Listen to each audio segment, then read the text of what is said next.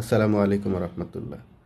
Repertory ব্যবহারের ক্ষেত্রে আমাদের চিন্তাকে আরেকটু বেশি প্রসারিত করার প্রয়োজনীয়তা আছে বলে আমি মনে করি।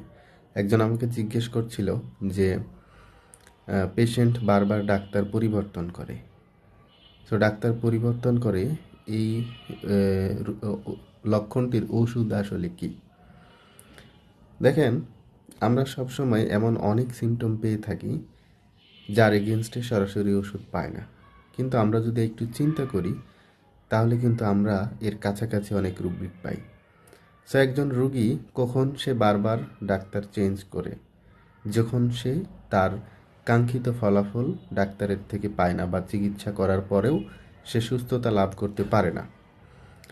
তো আবার একটা মানুষ কখন পরিবর্তনের দিকে যাবে? যখন তার মধ্যে একটা অধৈর্য, একটা হতাশা গ্রো করবে।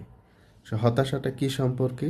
যে সে হয়তো আর আরোগ্য হবে না বা সে হয়তো ভালো হবে না, তার রোগটা হয়তো ঠিক হবে না। এই ধরনের চিন্তা থেকে সে বারবার পরিবর্তন করার চেষ্টা করবে। সো এই ধরনের একটা রুব্রিক আমাদের মাইন্ড সেকশনে আছে।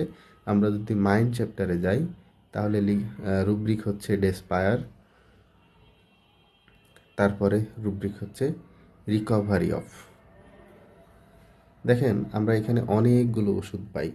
ফার্স্ট গ্রেডের ওষুধে অ্যালুমিনা, আর্সেনিক, ক্যালকেরিয়া কার্প হচ্ছে সুপার গ্রেডে, এছাড়াও ক্যাম্ফোরা, ককুলাস, সিমফাইটাম, আরও অনেক রেমেডি আছে। তাহলে আমরা যদি ফিক্সডভাবে একটি ওষুধ খুঁজতে যাইতাম এবং নির্দিষ্ট একটা ওষুধ প্রেসক্রিপশন করতাম এই লক্ষণের এগেনস্টে, তাহলে মোস্ট অফ দ্য টাইম আমাদের সিলেকশন ভুল হওয়ার প্রবণতা বেশি হতো। তো ধন্যবাদ, আজকে এতটুকুই।